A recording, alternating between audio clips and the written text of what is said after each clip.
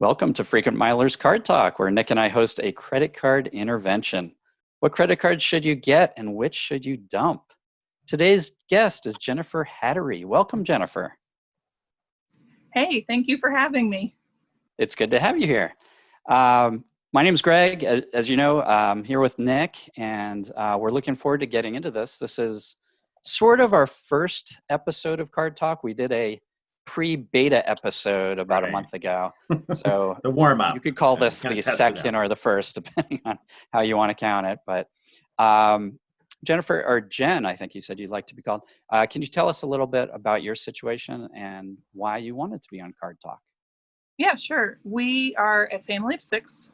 My husband and I, 4 girls. So we aren't necessarily looking for first class all the time. We're usually looking for quantity over quality, and firmly believe in raising our kids to see the world. We've taken them to Egypt, a couple of other countries they've been in, Europe, and just trying to get them to see outside our small little county that we live in. So we're looking mainly we'd like to take a family trip either to Europe or to Japan and Vietnam.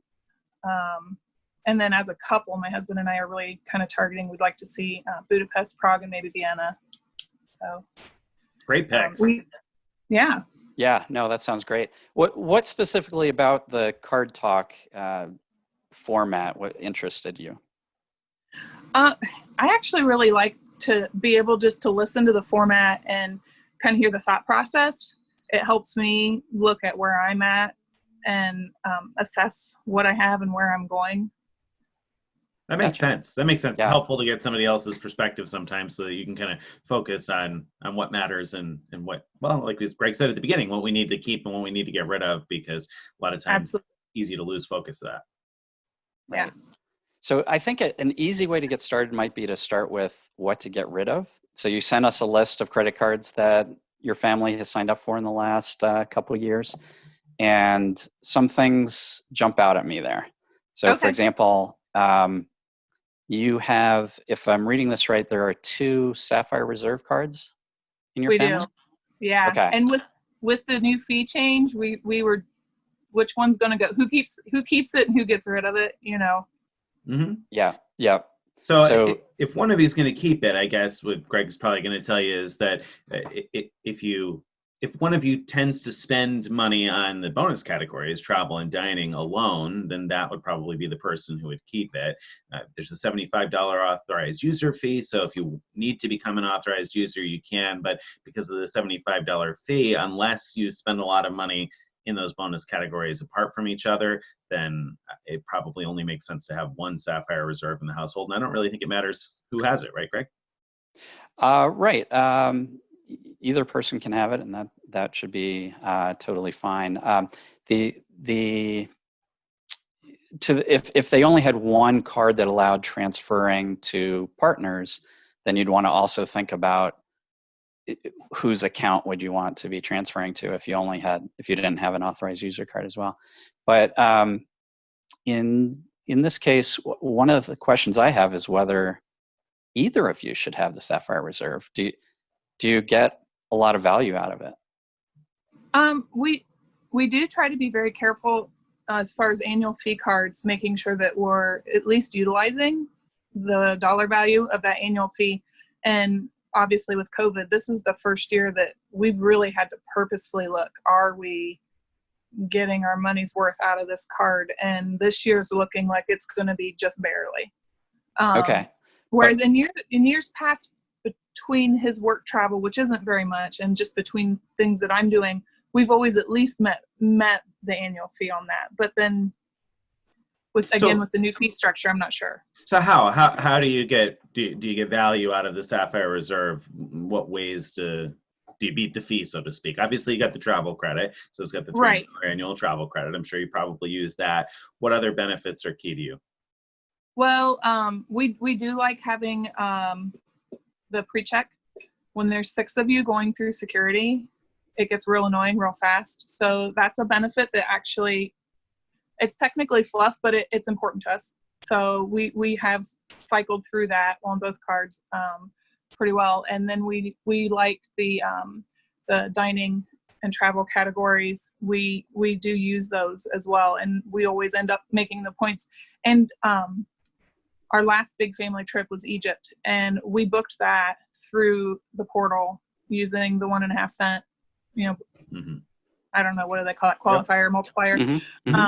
And we managed to take 6 of us to Europe to Egypt on the two, actually it was on the one Sapphire, another Chase card, I think it was Freedom sign-up bonus, and then on 2 Hilton cards. And 6 of us went to Egypt for 10 days. So, I mean, yeah. That's awesome. But initially we signed up for that bonus because it was that time. The bonus was just super sweet. Yeah. But up until this year, we've utilized it. Now we're just kind of like, I don't know, because there's other attractive cards out there with dining and different credits. So. Right. Yep. Okay. So it seems like, is there any reason you can think of not to get rid of at least one of them? Honestly, we don't feel married to it. The big, if someone said, go ahead, cancel that card, the first thing in my mind was, I do really like that 1.5 multiplier because we've utilized it. And that's so, but there could be cards out there otherwise that, might offer the same or better.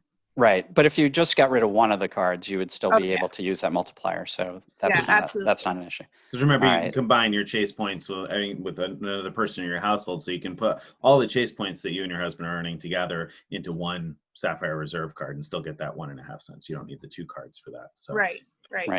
So if your husband's the one who travels for work more, then maybe you'd want to keep his card and convert yours probably to a Freedom Unlimited. So that you'd have a card that earns 1.5 points per dollar everywhere, or to get another Freedom card for if you like to take advantage of those 5X categories, that would give you more capacity to do that. So instead of being capped at $1,500 per quarter in 5X, you'd be able to get $3,000 because you'd have another Freedom card. Okay. So that, it really just depends on how the bonus categories line up with your spending patterns and needs. I mean, if on a quarter when it's groceries, it might be very easy for you to be able to take advantage of that on 2 cards, especially if you have a big family. But then on a quarter where it's something else, maybe it won't. It really depends on your spending patterns, like Greg said there. So Freedom Unlimited or Freedom, I agree. I would downgrade. There's no need to cancel that. You might as well downgrade. Right.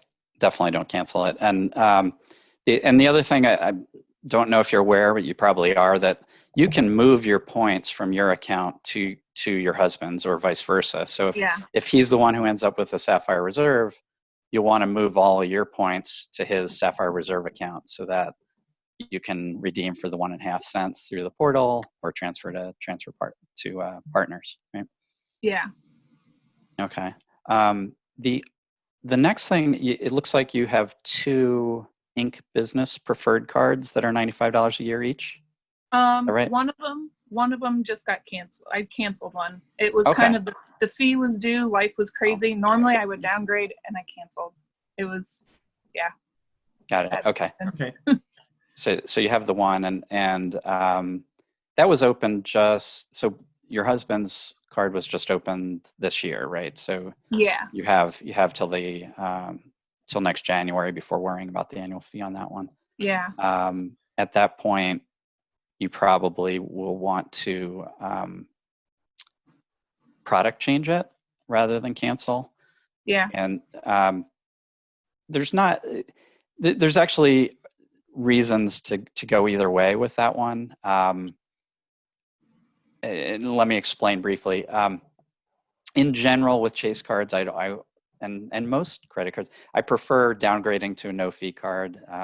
Just in general, it preserves that account, and if you ever want to go back to what you had before, you could do that easily without any credit impact.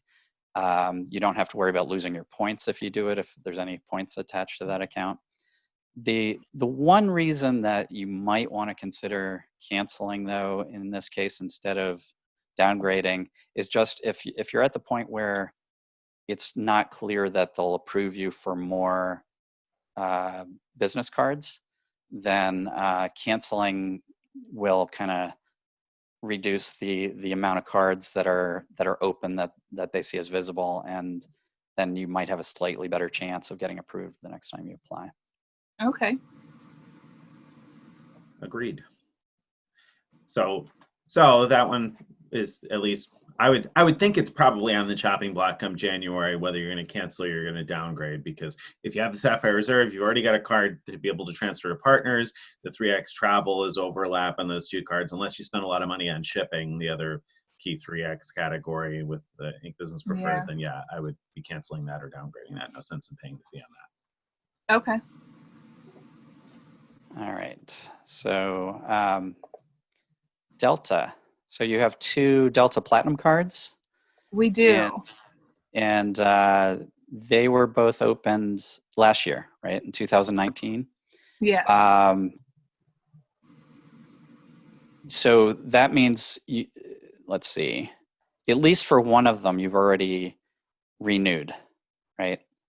You've already paid the annual fee. Yes, the second time. I think on his. Okay. Yeah. And so, okay. So the question with those cards, you probably signed up for them when they had those big We did. sign-up bonuses available, which is great. That was a great deal. Renewing, I think the date you got them is probably before they added. They recently, the newer offers say you get another bonus when you renew at the end of the year. Do you remember whether that was true with these or not?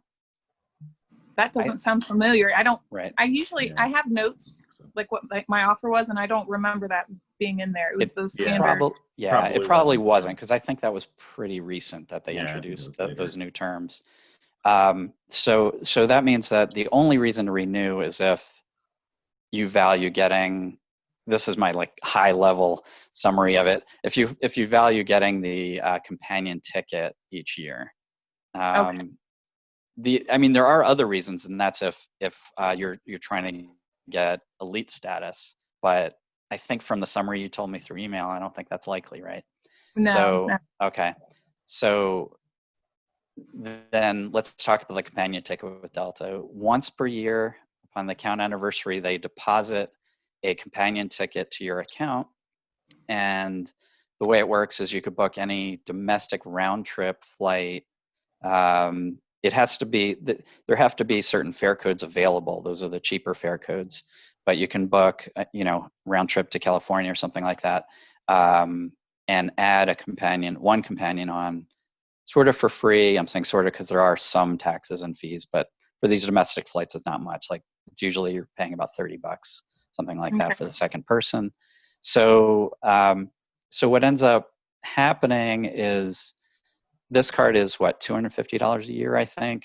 Yeah, that sounds.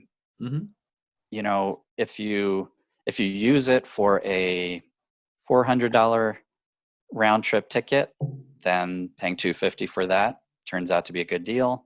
If you use it for a $300 round trip ticket, it's not really worth the hassle. Right. You're saving a tiny bit. Yeah. But so where do you think you are on that? Are you likely to use them and get good value every year?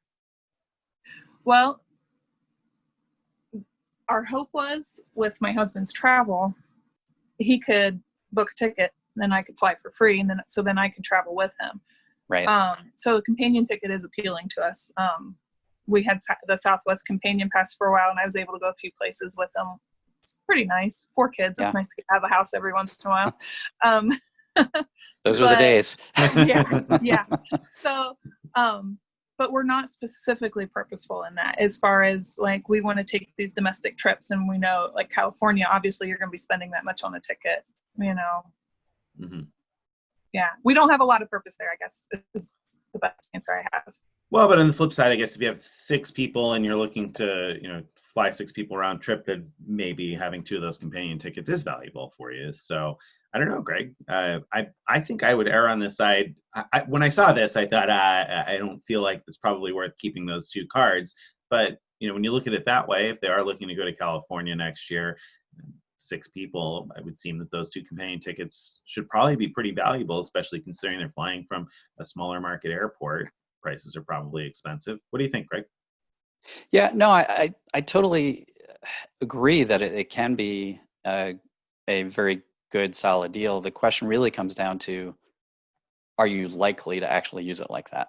If Yeah. there's a fairly good chance that you'll end up not using it that way, or seeing that Southwest is a better deal for you and flying that way, then that's, you're paying $250 for the chance of getting this good deal.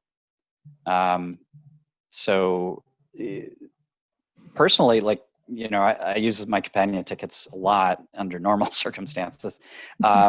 And so they tend to be a good deal, but I'm just sort of cautioning overall that if you're likely to get to the end of each year and not have used it, then it's not worth the gamble, Yeah, and I mean, and I'll play the flip side of that from Greg. I just rarely pay for domestic tickets. I'm usually using miles and typically Southwest points, because I'm a very big Companion Pass fan also, and generally tend to find that to be my best deals. So I probably wouldn't be interested in keeping those, because I know I'd probably be able to use my Southwest points to get where I need to go at a better deal. So so he and I would be on different ends of that, though. Again, yeah, you're going to have to weigh that out yourself. Do you currently have a Companion Pass, right, based on your card? Yeah, right? I'm currently holding it, and that's where those companion tickets with Delta were appealing, because of his travel, because I Yeah. can't. So that in California, those were our two options for taking a California trip. We ended up going with Southwest because we found points into John Wayne for super cheap for those flights. So that's why we ended up with the Southwest. And if you're going to Disneyland, you want to go as cheap as you can on your plane tickets. Because that's where cheap ends. Yeah. Too bad Disney doesn't have a companion ticket. I know. Oh, wouldn't that be the best? I'd hop on that card quick. Well, so all right. So you've already booked those with Southwest, then, is what you're saying, or? No. Well, what we've been doing is, because that trip was supposed to happen the first week of June. Mm-hmm. And so we put it off to August, and now my older two's colleges are starting the first week of August. And I don't think we have a chance of getting into Disneyland. The whole idea of the trip, it's a multifamily. It's my parents, my sisters, it's a big trip. And so we're now looking at putting it off to December, which I usually book first day or so that those tickets come out, but mom's having surgery. So now we're looking at March. So I'm just kind of holding on that, trying to decide whether I just want to go ahead and cancel that or transfer it to another date, which that makes me less likely to want to keep the Delta cards and more likely to want to have Southwest points then, because they're so much more flexible than they really are. And for our, flying out of Columbus, Southwest really has the most options for the most part. We get the best options with Southwest. Well, so I don't want to get too far ahead of ourselves, but like the more we talk about that, the more that brings to my mind the fact that you have two daughters, 18 and 19 years old, right? And so yes. It may be useful to position them now. I know one of them already has the Discover It student card. I think it makes sense to open the Discover It student card for the other, and to position your daughters to potentially, at least one of them, to potentially work towards a companion pass, perhaps down the road, in order to be able to open that up and make that easier for the whole group. Okay. Right, Greg? I mean, what do you think? Definitely. Yeah, no question. Down the road, you should be able to maybe get two people in the family having companion tickets, and then getting three people at a time is possible, but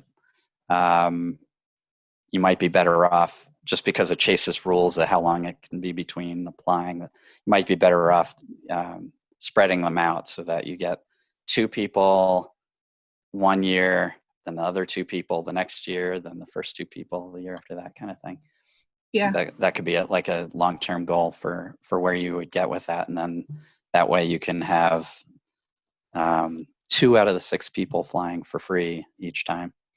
Right. That basically, Nick, what you were thinking? Yeah. I was thinking too, and certainly the rotating makes sense. So you're talking about basically 4 adults, right? So yeah, 2 would have the companion pass now, and then 2 years from now, the next two, so to speak, or you could even alternate years, I suppose, 1 year after another, keeping them rotated that way too. So at any rate, I think that it's definitely worth going after a Discover It student card. I think one of your daughters doesn't yet have it, and I would definitely go after that. Greg actually wrote a good series about building a credit card portfolio for college students, and I think that would be particularly useful because, I mean, he laid out over a few years' time how a student could put together hundreds of thousands of points by following a little plan, and I think that that would be particularly relevant here because you need to build up a little bit of history for either of those daughters to potentially be able to get approved for some of those Southwest cards, and laying that groundwork today is good because then if you want to earn the companion pass for next year, let's say in January, you want to build them up some credit history over these next 6 months to be able to apply for a Southwest card late this year to be able to earn the bonus next year. Okay. Yeah. The other thing to think about is to what extent are you handling things for your daughters, or are they handling these things themselves? And that's, of course, a very personal question to answer, and based on both their level of interest in this and how much you trust them to take care of everything that needs to be done. Just so you know, the way I went about this is my son's Discover It student card. That's entirely his. I showed him when he first got it how to set up auto pay so that he never misses paying his credit card bill off in full each month. And then after that, I'm just completely hands off. Have to remind him every now and then, don't forget to activate your 5% categories and that sort of thing. Once a year, don't forget to ask for your $20 because that card gives you $20 just for having good grades. And they don't check, so they don't check your grades, so you should definitely get that. Anyway, but then almost all the other cards so far, I've just managed entirely. Like I maintain like a separate email address for him that I use when I'm signing up for cards and setting up accounts and everything. And just because he's not interested in it, I'm not saying that's the way to go. I'm just saying that's one way to do it. And I actually think I'd rather he did more of it, but he's just not interested, and so we can't get as many points and perks that way. Yeah, that makes sense. But he's interested in contributing to the family point pile, apparently. So, so he's happy to pull his own weight. He's at least happy to let me do it. Right. So. That's good enough. Yeah. And that's a great point, though, because you really have to consider how you want to do that with all of your kids, in terms of building that sense of responsibility and those habits. I know you mentioned that you have a couple of kids around 14 years old, and with some issuers like Amex, I think the minimum age for an authorized user is 13, right, Craig? So you could actually add them as an authorized user. Different issuers have different rules on that. 13 is the minimum that any issuer, I think, will allow you. No, I take that back, actually. I take that back. When my son was born, he became an authorized user on one of my Chase cards right away. So yeah, right. Different issuers have different rules about it. Yeah. So possible to build up some credit history, for them already too. Yeah, it's worth doing. I wouldn't add a lot. No. I would add like just one. If you have one card that has a long history and a high credit limit, so that your utilization is always low, that would be a good candidate to add on there. And you'd want it to be a personal card, not a business card, because a business card won't help their credit at all. Okay. So moving through the list, then we've got the Delta. Well, let me just wrap up the Delta question for a second. I do. Of course, it's up to you and what you think is going to happen. But what I'd recommend you have a annual fee coming up, probably next month. I'd recommend what you do is wait till you see that companion ticket in your account and then just cancel that card. So the companion ticket will stay in your account. You cancel the card. If you ever change your mind and say in the future, oh, I really do want a companion ticket each year, what you can do is sign up for the Delta Gold card, for example, and then later upgrade it to the Oh, platinum. In fact, if you wait until like about a month before your gold would renew and upgrade it, you'll get the companion ticket as if you've had that card for a year. oh, okay. Yeah, that's a great strategy. And when Greg says wait for the companion ticket to show up in your account, he means in your Delta SkyMiles account, right? So you'll Correct. check that for the companion ticket. When you see that, then it's time to go ahead and cancel that. Yeah, I think that's a good piece of strategy, because then it also enables you to get a welcome bonus on that gold card and turn that into a companion ticket in the future too. So I agree. Okay. All right. Then as far as annual fees go, Hilton Aspire, you've got 2 of those. Is that right? Yeah, we do. We use those to take a trip to Jamaica with Southwest again, and utilize the resort credit, and got a nice little trip out of that, and had planned on using some of that in Ireland this year, and obviously nope.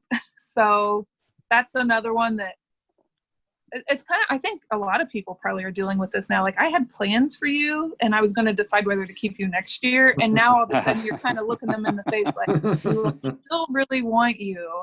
Right. And Yeah. so yeah, that's where those 2 are at. Right. But this year, I mean, Amex has made it much easier on you, right? Because what they've done is they've made it so you can get the resort credit in other ways. I think it's through restaurant spend. Yep. Dining. Mm-hmm. And then they extended the validity of the tickets and made, the free nights, and made them also work on weekdays. So you have a lot more flexibility with them.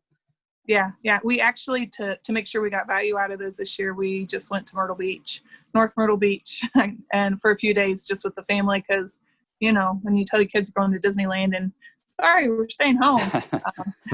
So we conceded to the beach, and it was a nice little trip. We used up most of our dining credits, and we didn't end up using it for someplace to stay. We've got some family members with health issues that we've got to make sure we keep safe. So I'm hoping I don't know. I hope we get to use those free nights. I know they've extended them, so we should be okay. Mm-hmm. Yeah. So so my thought on these was that I feel like, since you said you typically travel with Nick froze on me. I don't. Uh-oh. Am I frozen? I hear you, Greg. Can you hear me? Yeah, visually you were frozen for a while there, and we okay. didn't, or at least I didn't hear what you were just saying. So yeah, it just gave me a message saying I'm unstable there. Sorry about that. What I was You've always been a bit unstable. Unstable, so yeah. Nothing's really changed around here. Nothing's changed. So my first thought when I saw this, you said you typically travel with 6. Obviously, you have some trips planned or that you hope to do with just your husband, but said you typically stay in Airbnbs, and I thought that the Aspire didn't seem like a great fit for you, but I also thought that the Aspire provides so much value that it's hard for me to advise you to cancel those, because you said you've used them for Southwest, so I'm sure you've been able to figure out that you can often use the airline credit to either buy Southwest gift cards or buy cheap Southwest fares, even though it's not technically supposed to be something covered by the credit. So that typically works. So it's a decent amount of value towards the $250 credit. Depends on how much you're going to value that, but I'd say you got to value it at least $200 anyway, that it's going to hopefully save you in the long run if you are going to be flying Southwest. And then and then if you were able to use the restaurant credits this year on both cards, that's another $250 on each of them. Again, if we value that conservatively at $200 each, then you're talking about $400 in credits back on each card. And you get that free night that, like Greg said, it's valid any day of the week. And the ones that are issued this year are valid through August 31st of 2021, right? I want to make sure I get that probably. Right. Yeah, 2021, yeah. So you got through next August to use those any night of the week, and you can pair that with renewal certs next year. If you're looking to go to Vienna, Prague, Budapest, and do some sort of European adventure that's just you and your husband, those free night certificates might certainly be worth more than the cost of the fee, especially if you're getting value out of the credits. And the flip side is $900, so it's a lot of money to spend if you're not confident that you're going to use those certs. Now, Prague is a pretty cheap hotel market in general, and I looked it up, and the Hiltons there are about 50,000 points a night. So with what you have in your account already, you probably could book a few nights even without those free night certificates. Budapest, I didn't check, and Vienna, the Hilton properties aren't really centrally located. They're actually only, the dates I looked up were like 20,000 points a night, so they're pretty Oh, wow. inexpensive. But Vienna is usually a fairly expensive hotel market, and the Hilton properties were not particularly central in Vienna. So, so I don't know for sure that it's going to come in handy for you. What you really have to look at is where you think you might stay with those certificates. I feel like Mhm. those cards have outsized value, but at the same time, it is certainly a lot of money. I think with the certs being valid any night of the week, though, through the end of next August, I would probably keep those, wouldn't you, Greg? Yeah, well, let me ask Jen one question though. Are you using up the $250 in airline fee credits Yeah, with those cards? Okay. Every year we've hit those. Okay. And That's really key. I mean, I think yeah, as long as you're getting that and you're getting the resort credit, then those two things kind of wipe out the annual fee. And so it's all upside with the free nights after that. And yeah, I would keep them in those circumstances. okay. And in fact, if you get to where you're planning another big trip where the Hilton Resort is a good destination, you've got two girls who could also sign up for cards and potentially do even more. Yeah. Yeah. All right. So I think those are keepers. We decided. Yeah. I think. Anyway. Yeah. Yeah. Right. So that leaves us now with the Southwest Priority and Priority Business Card. I assume those are cards you signed up for in order to get the companion pass that you have now? Yeah, they are. And my husband has one that we've had 3 years now, I believe. And every time he calls to cancel, they offer him extra points to keep it. So the wash, sure, we'll keep it. I mean, it gives longevity on the card, and I don't know, works out. It seems to work out well. It's kind of a wash. What the points they offer is usually not quite exactly, but close to what the annual fee. It works out well. So right. So far, I know that not everybody experiences that, so we'll take it. Well, they'll give it. Mm-hmm. Yeah. No, that totally makes sense. Yeah. I think the only question will be whether you're going to need to cancel them in the future in order to free up slots so you can sign up for new ones to get a new companion ticket. But it'll probably be a while, I think, before you're doing that for your own account. So if you're getting more value from them than the annual fee, then yeah, I would keep them. But it looks like, so you got these in October, so you have until like November to make the final decision, I guess. Correct. Yeah. Right. And if you get a retention offer, then certainly they may be worth it. The priority, if you fly Southwest a lot, in my opinion, I think is a card that makes sense to potentially keep, like Greg said, until you're ready to sign up again. I think that card is probably a keeper, provides decent value. And I'm just looking up the benefits so that I don't steer you wrong there. But that's the one that has the $75 annual credit, right? Yeah. So this has, I believe so. The $75 annual Southwest credit and 7,500 anniversary points. So the 7,500 anniversary points will buy you around $100 worth of airfare, and the $75 Southwest credit can be used towards airfare too. So that card's a ongoing win, in my opinion, at $149 a year. Right. And can you remind us which business card you have? There's a few different ones that Southwest offers. So I can't remember the name of which one it is right now. You have in the list priority, but Greg has in the list priority business, but I'm thinking. So there's a performance business and a premier business. Yeah, I'm thinking that, yes.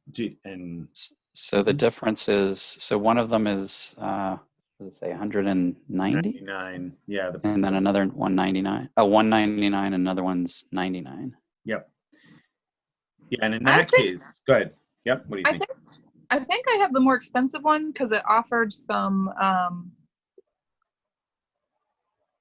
upgrades or something like that I knew we were going to utilize. And then I thought if I wanted to keep, I might downgrade or just get rid of it and get the other one the next time. it seems like they were offering something extra that I ended up going for that more expensive one because I knew we They've use had it. big bonuses on that card. The upgraded boarding, that's actually on the $149 personal card that offers the Okay, that's okay. Got it. upgraded All right. boardings a year. So that's why that card to me is, I mean, if you're a Yeah. regular Southwest flyer, it's a no-brainer. Between the points and the travel credit, it's worth more than the $150 annual fee. And then if you use those upgraded boardings, which if you're traveling with a large family, I feel like it's probably useful for you. So yeah, I think the priority personal card is probably a keeper if you're continuing to fly Southwest. The performance business, though, ongoing, it just offers 9,000 points every year at anniversary, and that's not worth the $199 annual fee. Okay. No, that's paying more than 2 cents per point, right? Yeah, and you're not going to get that much value out of I them. can't. If they don't give you a good retention bonus, I'd kill it. Okay.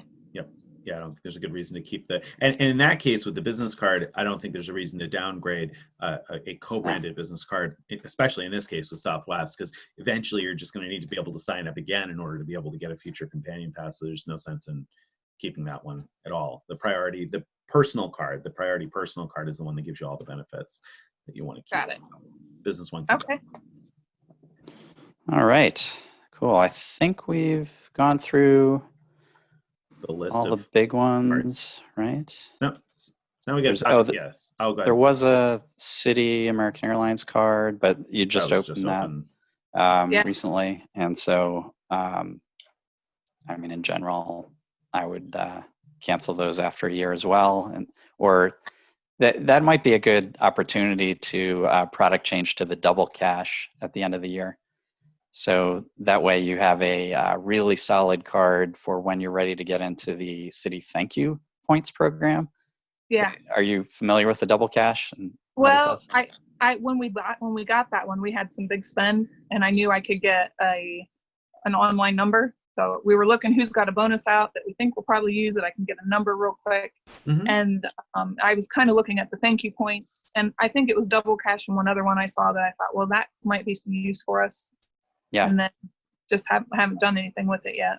Right. Yeah, no, Okay, that's great because like Greg says, then you can product change the American Airlines card to a double cash, and that's perfect because double cash doesn't usually have a welcome bonus of any sort. So that's not one that you want to open up new because you're not going to get anything for opening up new. So you did it the right way. You opened the American Airlines card so you can get a good welcome bonus. Then next year when that annual fee is due, call them up and product change to the double cash, 2% back everywhere. Or you can take them as thank you points or convert them to thank you points if you have the Premier or the Prestige. So on that note, we got to talk about some transferable currencies because I think if we're going to look at what you have to pick up, I think that there's some gaps here in terms of the transferable currency market. Okay. Right. So it looks like you've done a good job at starting to build up your Chase Ultimate Rewards points, and I think you could still do more because it looks like both you and your husband are under 524 from the Yeah, we probably are right now. Yeah. list you sent. So that means that you can, theoretically pick up more Inc. business cards. So yes, you have the Inc. Business Preferred, but there's the Inc. Business Cash, which has the 50K offer, and the Inc. Business Unlimited, which also has a 50K offer. Both of those are potential nice little wins. You also could theoretically sign up for the Inc. Business Preferred again once you don't necessarily have to have gotten rid of the first one first to get a new one, but most people do. But under the current circumstances, I wouldn't recommend it. And the reason is that Chase has been much harder on business card approvals lately, and they're always tougher on approving the Inc. Business Preferred. That's the $95 a year card versus the no fee Inc. Business Unlimited and Inc. Business Cash. They've always been a little tougher on approval on that preferred card. So the cash and the unlimited should be a little bit easier to get. My son was actually able to get I think it was the unlimited about a year or two after first signing up for that Discover It student card. So even your oldest daughter might be able to pick up one of those. Okay. Yeah, and at 50,000 points for the welcome bonus, those, certainly no slouches there. Very easily, you could pick up a couple of no annual fee cards. Even if just you and your husband do it, one of you gets the unlimited, one of you gets the in cash. That's 100,000 chase points that nearly doubles the stash that you're working with no annual fee and relatively low spending requirements on those comparatively, certainly compared to the Inc. Business Preferred these days, which has a $15,000 spending requirement. The Inc. Business Cash and Inc. Business Unlimited each have, what is it, a $3,000 spending requirement, I think. I'll double check, make sure I have that right. Yeah, 3,000. Okay. Yeah.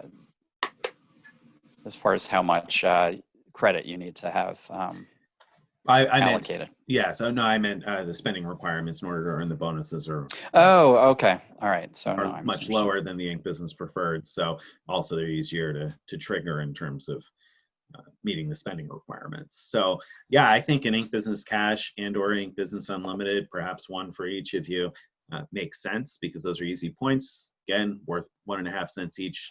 If you keep that one Sapphire reserve in your household. So those are bonuses that are worth $750 a piece towards paid travel, or certainly you can use them for transfer partners. And you mentioned Budapest being one of the places you're interested in. And Greg had written about a hotel, a Hyatt property, Unbound Collection property in Budapest. It's since gone up in points, but I think it's still, 16,000 points a night? Is that what it is, Greg? I can't remember off the top of my head Looks where beautiful it's at though. Yeah, it looks like a beautiful spot. So one of those bonuses would be enough, I think, for 3 nights in a pretty swanky looking hotel in Budapest. So reviews, I think, were a little mixed initially. I'm not sure where things. It was brand new. I think it was too early to say. Yeah. Yeah. So I mean that seems like that would be a good avenue to expand your chase points. But now I also think that we should be looking at some membership rewards points because you're looking at trying to take trips to Europe and or Asia, and membership rewards points are super valuable in either direction really because they have so many transfer partners, and so I think that they're particularly valuable for the flights, especially if you're interested. I know you'd mentioned that maybe for you and your husband you're interested in flying business class. You don't necessarily need to fly with the whole family in business class, which is good because 6 seats in business class is going to be nearly impossible. It's like finding a needle in a haystack. But what you might be able to do if you pick up enough membership rewards points is fly you and your husband in business class and fly the kids in economy if that's something you're comfortable doing, because that's typically a little bit easier to find. And there's a number of great values like Life Miles, an Amex transfer partner. If you're willing to position to JFK, flights from JFK to Zurich. If you're looking to go to Europe, 16,500 points in economy class, no fuel surcharges on Swiss Airlines with Life Miles. So that's pretty cheap. One welcome bonus of 50 or 75 or 100,000 points could pretty easily get your family one way, perhaps. So I think that that's somewhere close to it, I guess, rather one way. So I think that membership rewards points are something worth looking at. Greg, which membership rewards points cards do you think she should be thinking about? Yeah. So first, I always like to look at what business cards are available first because they're not going to add to your 524 count. So by signing up for the Amex business cards, it's not going to be hampering your ability to sign up for Chase business cards and future Southwest cards, which is particularly important to you. So I'm trusting that you're going to figure that part out, though, that okay, it's your husband who is probably the next person who's going to be going after the companion ticket. So you have to be very careful to have him be below 524 to potentially pick up 2 cards at the end of the year, that sort of thing, right? That's what you need to be thinking about. But in general, one way to make it easier to plan that is to not sign up for personal cards, sign up for things like business cards. And so off the top of my head with Amex, the business cards that offer membership rewards points and a sign-up bonus are things like the Business Platinum card, the Business Gold card, the Business Green, and the Blue Business Plus. Did I miss anything, Nick? No, that's it. Yep. Okay. So the Blue Business, the Blue Business Plus is the sort of no-brainer that everyone ought to get, but it doesn't tend to have much of a sign-up bonus.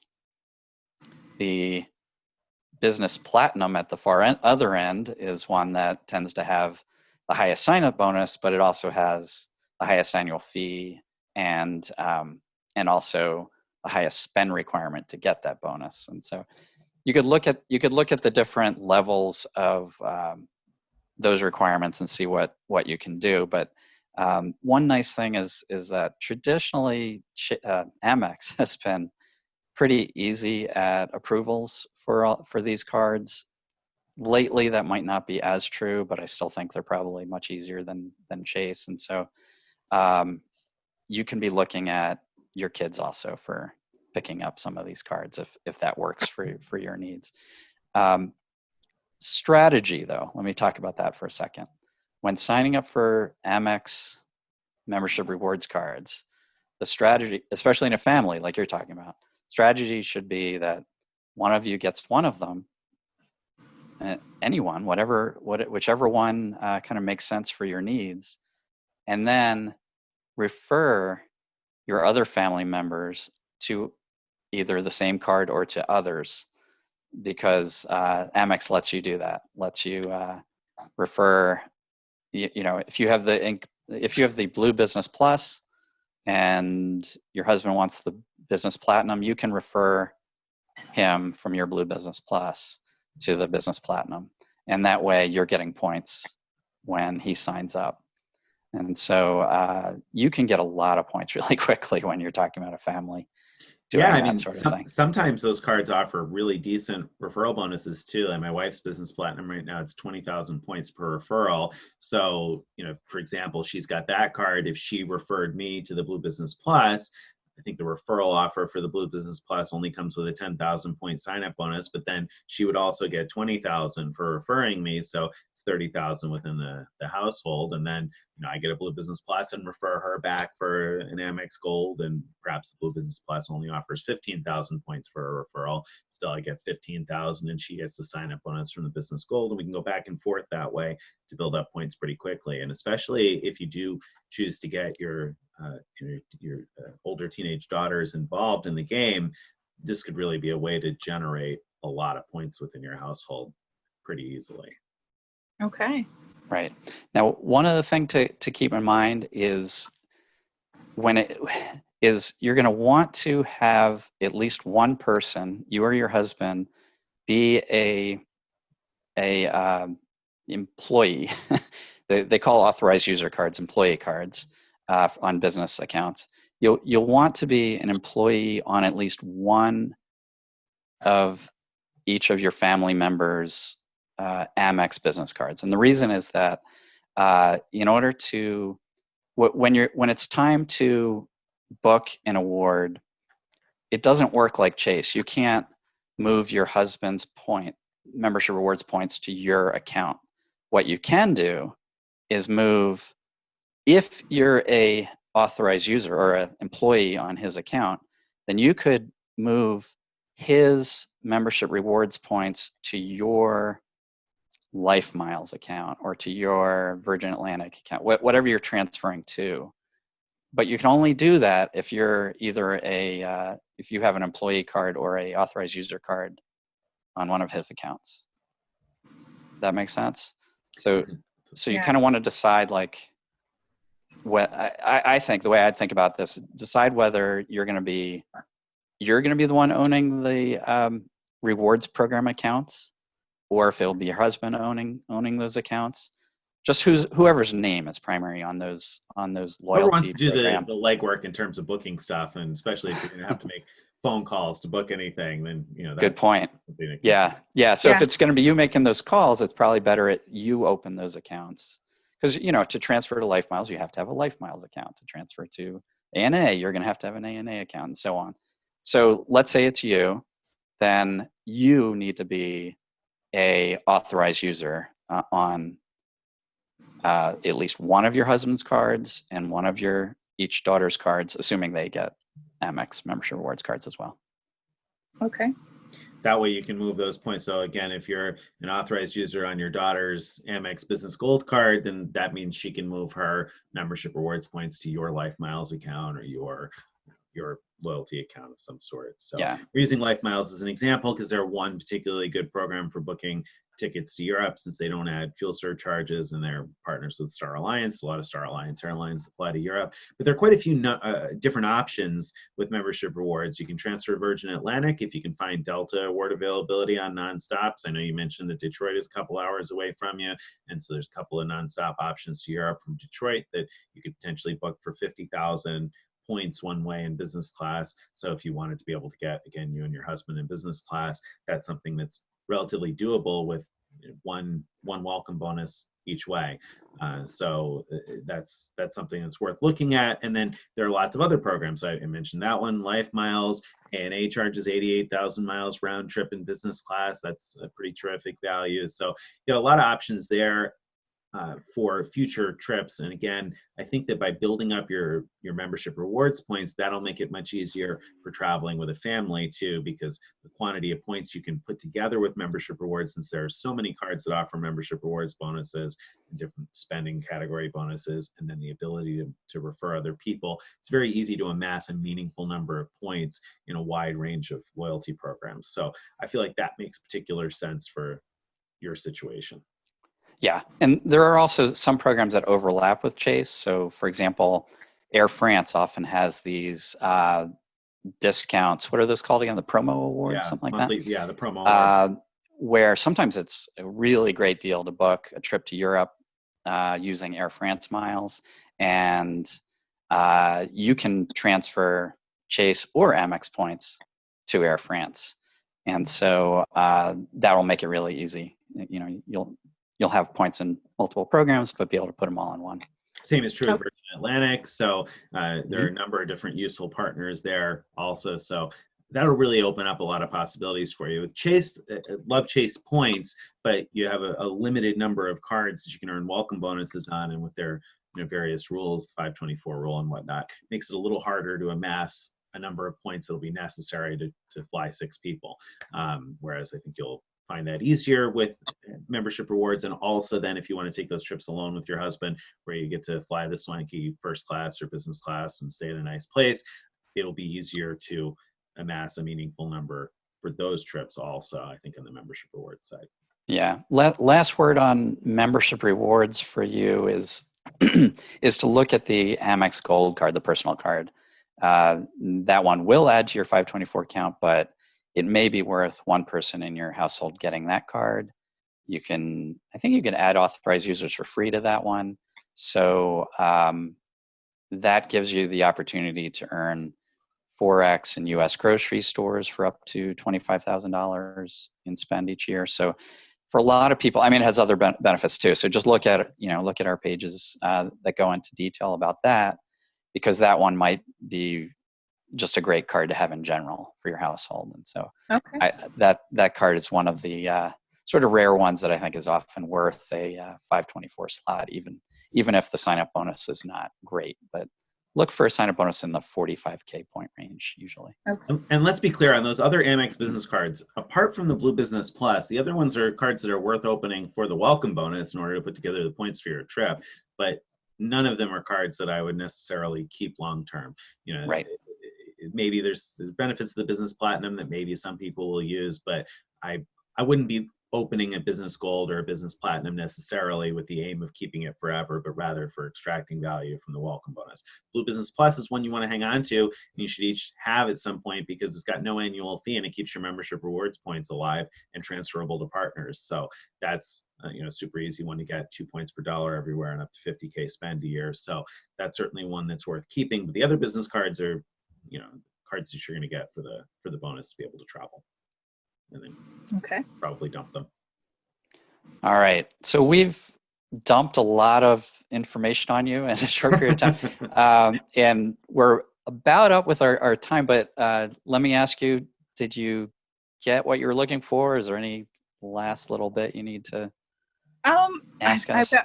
I've got 3 pages of notes. Okay. So it's a lot, but yeah,